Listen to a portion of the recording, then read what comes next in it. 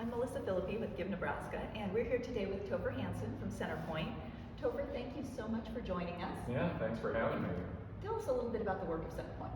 So CenterPointe's a healthcare organization, meaning we help people with health issues and primarily focus on mental health and substance, but we also have a primary care clinic and then also do services that kind of attach to that, meaning housing and basic needs and doing other supportive kind of care that helps people as they're progressing forward in their healthcare.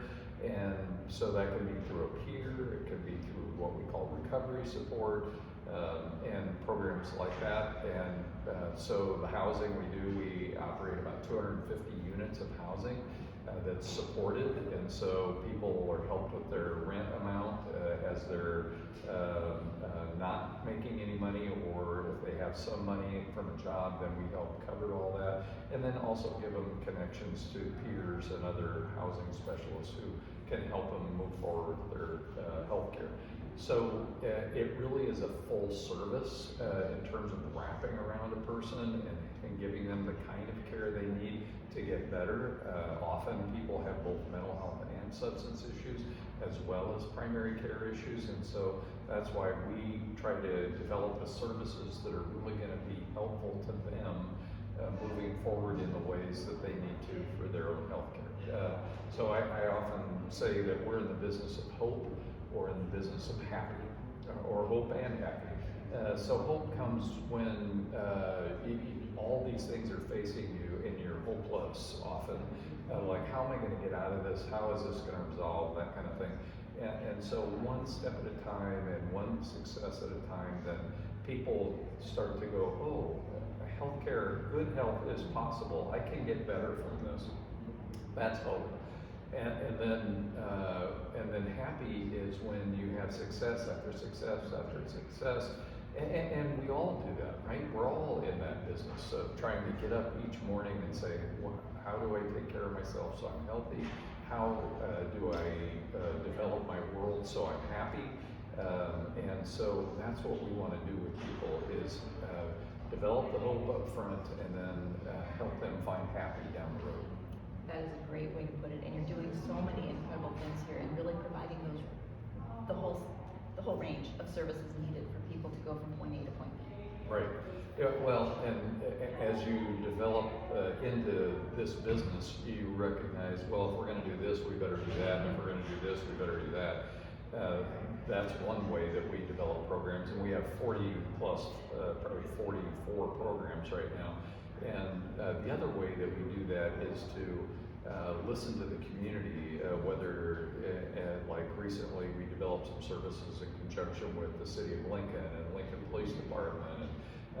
And so trying to listen to what the community needs and then develop services that are responsive to that, because we know that when people are healthy and happy, then we get a strong community. You get a vibrant community when people are really going, and that creates the possibility for them to do many, many things.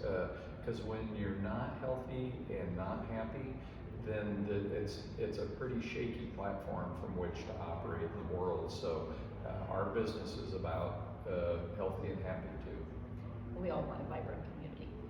So tell us a little bit about the difference donor dollars make for your work. Critical right now. It always have been an element of what we do. Right now it's more than important than ever before.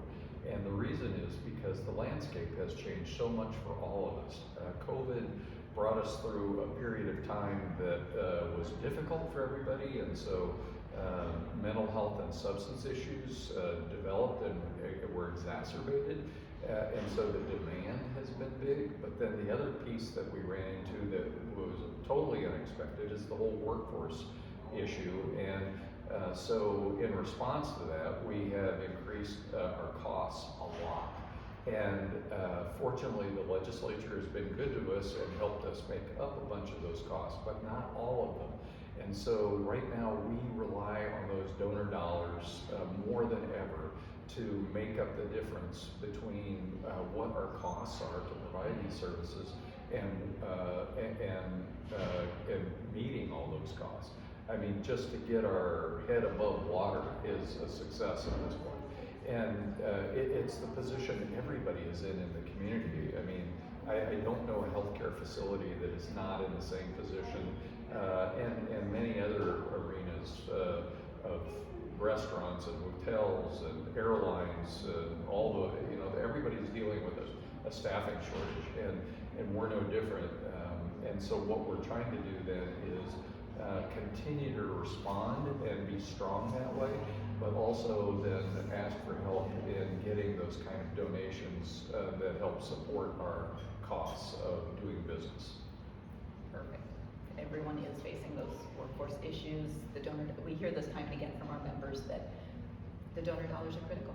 Critical. And the thing that I try to emphasize, whether it is through donations or anything else, is what CenterPointe does is not isolated. It takes partnerships and community to do this. So we have to have that connection to people in the community who want to support this. We have to have connection to our city leaders and to even our national leaders to help support us in the kinds of things that move us all forward.